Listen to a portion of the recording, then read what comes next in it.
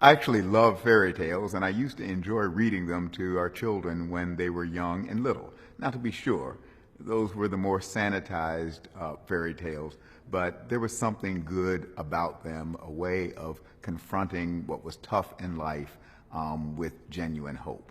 But they were fairy tales. This week, called Holy Week, the remembrance of Jesus entering Jerusalem and offering his life in the ultimate act of sacrificial love. Good Friday, the experience of betrayal, the experience of friends abandoning you, the experience of injustice and wrong, criminal, self-centered conspiracies. And then, beyond that Holy Week, the resurrection from the dead. This is not a fairy tale. The truth is, even as we speak this Holy Week, we do so not only in the shadow of the cross, but we do so in the shadow of those who have been killed in Brussels, of those who have been wounded and maimed, of those who weep and mourn, and of a world mourning and not too sure how to move forward. And this world does not need another fairy tale. And this week of crucifixion and the next week of resurrection is not a fairy tale.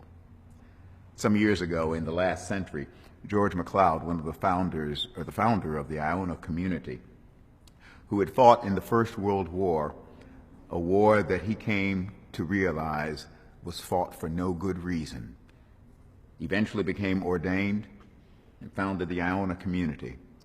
And at one point he said this about this faith that we hold as followers of Jesus: I simply argue that the cross be raised again at the center of the marketplace, as well as on the steeple of the church.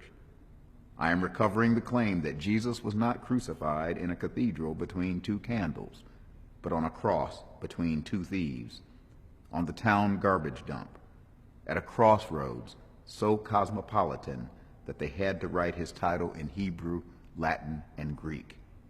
It was the kind of place where cynics talk smut, thieves curse, soldiers gamble. That's where he died. And that's where we as Christians ought to be, and what we as Christians ought to be about. This week called Holy, the season called Easter, the remembrance of death and the realization of resurrection, this is not a fairy tale, but the revelation of ultimate reality.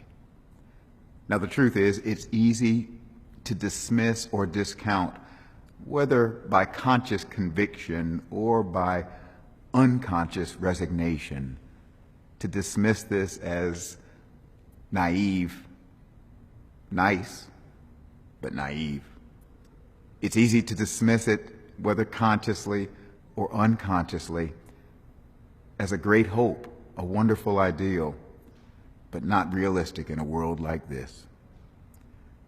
Maybe parts of us, I suspect, wonder, maybe the strong do survive. Maybe might does make right. Maybe you better look out for number one. I suspect we all share those feelings once in a while.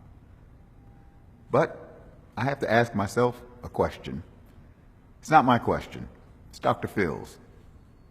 How's that working out for you? How's that working out for the world? The truth is, the way the world very often operates is not working out.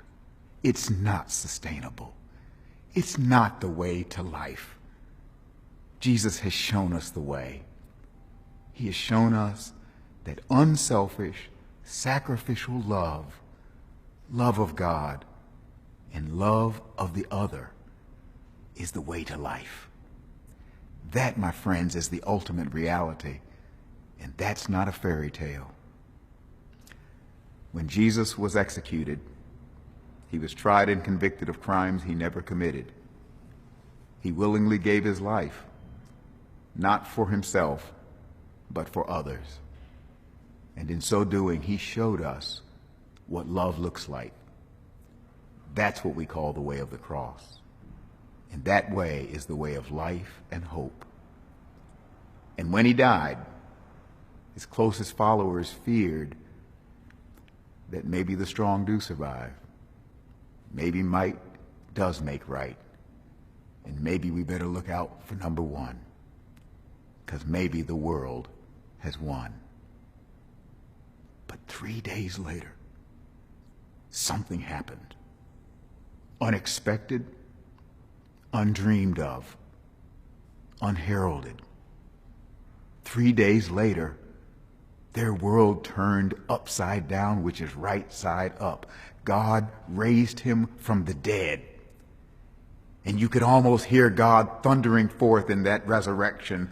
Love, in the end, love wins. Love is the way. Trust me, follow me, believe in me. This resurrection is real. This is not a fairy tale. So go forth into this world. Don't be afraid, and don't be ashamed to be people of love. And go forth into this world and help us to change it from the nightmare it often is into the dream that God intends. A blessed Holy Week, a blessed Easter, and go forth into the world. Amen.